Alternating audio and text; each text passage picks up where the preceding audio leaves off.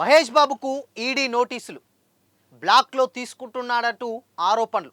మరి అసలు కంపెనీలు చేసినటువంటి మోసాలకి మహేష్ బాబుకి ఏంటి సంబంధం అని కూడా ఇప్పుడు చాలామంది చర్చించుకుంటున్నారు. ఆ విషయాలేంటో ఈ వీడియోలో తెలుసుకుందాం.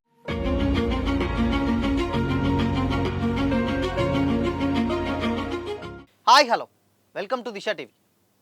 మహేష్ బాబు గుట్కాల సరోగేట్ యాడ్స్ చేయడం మీద బోలెడు విమర్శలు అయితే వచ్చినాయి. అండ్ తన మీద, ఆయన యాడ్స్ మీద కూడా మొదటి నుంచి కూడా వివాదాలే ఉన్నాయి. చక్రసిద్ధనాడి వైద్యానికి కూడా ప్రచారమే. తాజాగా తనకు షాక్ తగిలింది. అయితే అనూహ్యంగా ఇక్కడ ఏంటంటే ఏకంగా ఈడీ నిందితుల జాబితాలో మహేష్ బాబు గురించి చేర్చారు. ఎందుకు అనంటే డబ్బు యాడ్స్ వ్యవహారాల్లో తనని ఎవరు గైడ్ చేస్తున్నారో కానీ ఎప్పుడో బుక్ అవుతాడని అనుమానిస్తున్నట్లే కూడా సోషల్ మీడియాలో కామెంట్స్ వచ్చాయి. అండ్ అదే జరిగింది. విషయం ఏంటంటే ప్రస్తుతం మహేష్ బాబు గారికి ఎన్ఫోర్స్మెంట్స్ డైరెక్టరేట్ నోటీసులు అయితే జారీ చేసింది. 27న విచారణకు కూడా హాజరు కావాలని అందులో సూచించింది. బన్నీ గారి అరెస్ట్తో షాక్ తిన్నటువంటి తెలుగు ఫిల్మ్ ఇండస్ట్రీకి ఇప్పుడు ఇది మరో షాక్.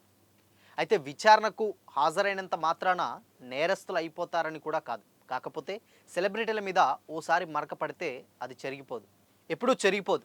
బహుళ ప్రపంచంలో ఇది ఉంటూనే ఉంటుంది. వ్యక్తి ఇమేజ్ను డిగ్రేడ్ చేస్తాయి. అసలే సోషల్ మీడియా కాలం. అసలుకు అడ్డుగోడలు కొసరు జారితే జనంలోకి నెగిటివ్గా వెళ్తుంది. అది కూడా అందరికి తెలిసింది. మహేష్ బాబు గారు రీసెంట్గా సాయి సూర్య డెవలపర్స్, అదేవిధంగా సురాణ గ్రూపుల నుంచి వెళ్ళి 5.9 కోట్లు తీసుకున్నారట. అది రెమ్యునరేషన్గా. అందులో 3.4 కోట్లు చెక్ రూపంగా, 2.50 కోట్లు డబ్బు రూపంగా తీసుకున్నారట.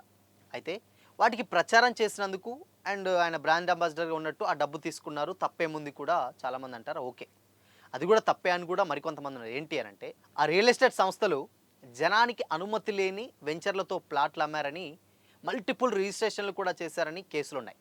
మరి ఈడీకి ఏం సంబంధం అని కూడా ఇప్పుడు చాలామంది డౌట్లు వ్యక్తం చేస్తున్నారు. అదేంటంటే ఆ సంస్థల లావాదేవీల్లో మనీ లాండరింగ్ ఇష్యూస్ కూడా ఉన్నాయి. అండ్ అందుకే కేసులు, ప్రచారం కోసం ఆ డబ్బు తీసుకున్నాడు కాబట్టి ఈడీ తనను కూడా ఈ కేసులోకి చేర్చిందనమాట. ఇది ఈడీ కోణం. అంటే మోసపూరితమైనటువంటి సంస్థలకు ప్రచారం చేస్తే సెలబ్రిటీలు కూడా జవాబుదారులే. ఒక రకంగా ఇది దాదాపు బెట్టింగ్ యాప్స్ ప్రమోషన్ వంటి నేరమే. అయ్యో నాకు తెలీదు అంటే చట్టం ఒప్పుకోదు కదా. సో అందుకనే ఈడీ కూడా లాక్ చేయడం జరిగింది. అండ్ మహేష్ బాబు గారు ఆల్మోస్ట్ 2.50 అంటే 2.50 కోట్లు అంటే 2,50,00,000 డబ్బు రూపం తీసుకున్నాడు కదా. దానికి మనీ లాండరింగ్కు లింక్ ఉందని కూడా ఈడీ సందేహం ఇస్తూ అందుకే విచారణకు రమ్మని పిలుపు.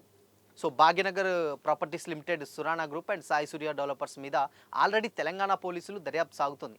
ఆ వివరాల ఆధారంగా ఈడీ మరింత లోతుల్లోకి వెళ్ళి ఆర్థిక అక్రమాలపై కన్నేసిందనమాట.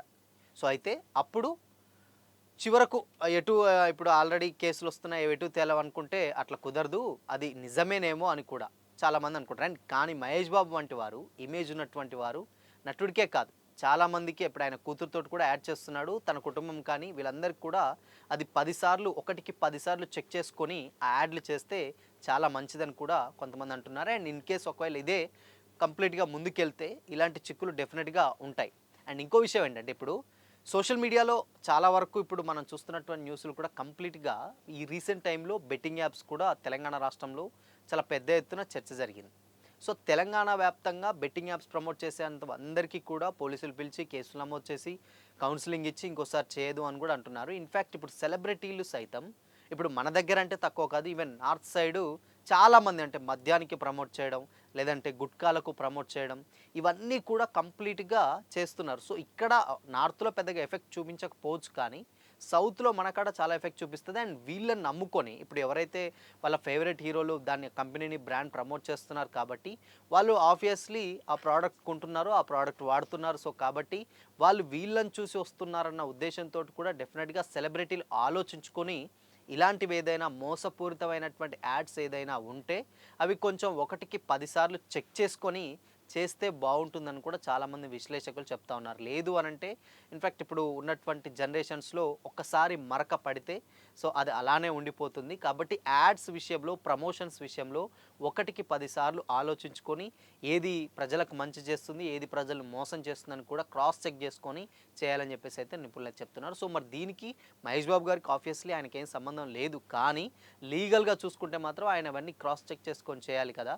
సో అందుకోసం ఈడీ ఆయనని ఆ కేసులోకి లాగింది అని కూడా వార్తలు అయితే వినిపిస్తూ ఉన్నాయన్నమాట. సో కాబట్టి ఆయన చేయకున్నా ఇన్ఫ్యాక్ట్ అక్కడ ఆళ్ళు చేసిన దానికి వీళ్ళు ఈయన దానికి పార్ట్నర్ అయ్యారు కాబట్టి, బ్రాండ్ అంబాసిడర్ చేశారు కాబట్టి, ఆ ఉద్దేశంతోటి ఈడీ ఆయన మీద కేసునైతే అభియోగం చేయడం జరిగింది. సో, చూడాలి మరి. సో, ఎంతవరకు ఈ కేసు ఆల్రెడీ విచారణకు రమ్మన్నది. బట్ ఆ రోజు ఆదివారం రోజు కాబట్టి, సోమవారం రోజు మళ్ళొకసారి విచారణ ఉదయం 11 గంటలకు ఆ టైంకి విచారణకైతే రమ్మనైతే తెలుస్తుంది. సో, చూడాలి మరి. దీని మీద మహేష్ బాబుకి వాళ్ళు ప్రశ్నలేస్తారు. మహేష్ బాబు గారు ఏం సమాధానాలు చెప్తారో మరికొద్ది రోజుల వరకైతే వెయిట్ చేయాల్సిందే.